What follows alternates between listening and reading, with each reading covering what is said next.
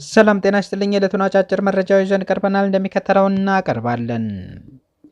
ኢትዮጵያ ዜጎቿን ለመጠበቅ ወደ ደቡብ አፍሪካ ልዑክ ልትልክ መሆኑን አስታወቀች። በድንገተኛ አደጋ በጣና ሐይቅ ላይ የብዙ ሰዎች ሕይወት ማለፉ ተሰምቷል።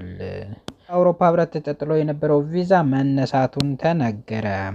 ዜናውን በዝርዝር ኢትዮጵያ በደቡብ አፍሪካ ተነሳው መጤጠል የዜጎች ጥቃት ራሳችንን ዜጎች ለመጠበቅ በደቡብ አፍሪካ ኤምባሲ በኩል ስታደርግ ከነበረው እንቅስቃሴ በተጨማሪ በኢትዮጵያ የሚገኘውን የሀገሪቱን አምባሳደር ጠርታ ማነጋገሯን የውጭ ጉዳይ ሚኒስቴር ቃል አቀባይ አምባሳደር ነቢያት ጌታቸው ገልጸዋል።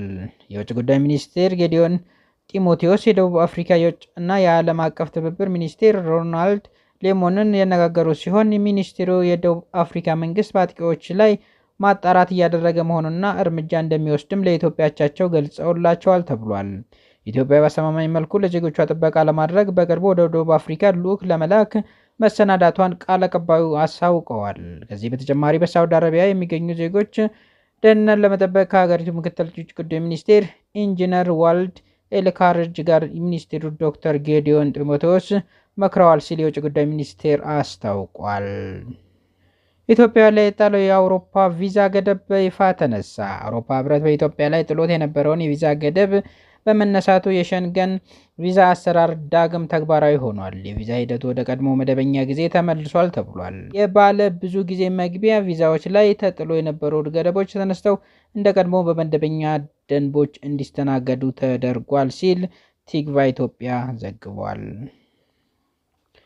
በአዲስ አበባ ከተማ አስተዳደር የ2018 የትምህርት ዘመን የ6ኛ እና የ8ኛ ክፍል ከተማ አቀፍ ፈተናዎችን የሚሰጡበት ጊዜ ይፋ ሆኗል። በአዲስ አበባ ከተማ አስተዳደር የ2018 ትምህርት ዘመን ከተማ አቀፍ የ6ኛ ክፍል የአንደኛ ደረጃ ማጠናቀቂያ ፈተና እና የ8ኛ ክፍል መካከለኛ ደረጃ ትምህርት ማጠናቀቂያ ሰርተፊኬት ፈተና የሚሰጥበት ጊዜ ይፋ ሆኗል። በዚህ መሰረት የከተማ አቀፍ የ6ኛ ክፍል እና አንደኛ ደረጃ ማጠናቀቂያ ፈተና ሰኔ 8፣ 9 እና 10 ዓመተ ምህረት እንዲሁም የ8ኛ ክፍል የመካከለኛ ደረጃ ትምህርት ማጠናቀቂያ ሰርተፊኬት ፈተና ሰኔ 11 እና 12 ዓመተ ምህረት በአዲስ አበባ ከተማ አስተዳደር የሚሰጥ ይሆናል።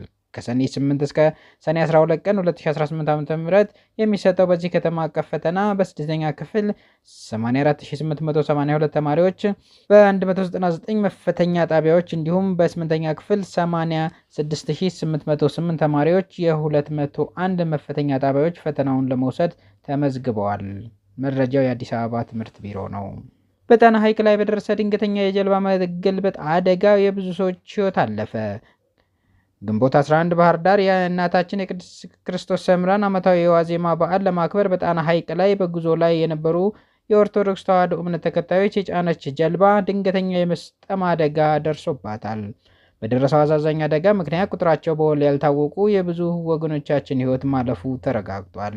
ከተለያዩ አካባቢዎች እየወጡ ያሉ መረጃዎች እንደሚያመለክቱት ጀልባዋ በርካታ ሰዎች አሳፍራ በመጓዝ ላይ ሳለች ነው ይህ ድንገተኛ አደጋ ሊከሰት የቻለው።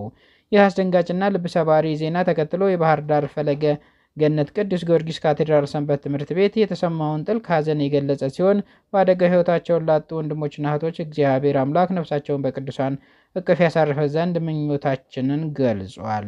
ከዚህ አስከፊ አደጋ የተሰማን ጥልቅ ሐዘን እየገለጽን ለሟቾች ቤተሰቦች፣ ዘመድና ወዳጅ፣ ለመላው እምነት ተከታዮች መጽናናትን እንመኛለን። ፈጣሪ የሟቾችን ነፍስ በአብርሃም በይስሐቅና በያዕቆብ እቅፍ ያኑርልን። መረጃው የባህር ዳር ፈለገ ገነት ቅዱስ ጊዮርጊስ ካቴድራል ሰንበት ትምህርት ቤት ነው።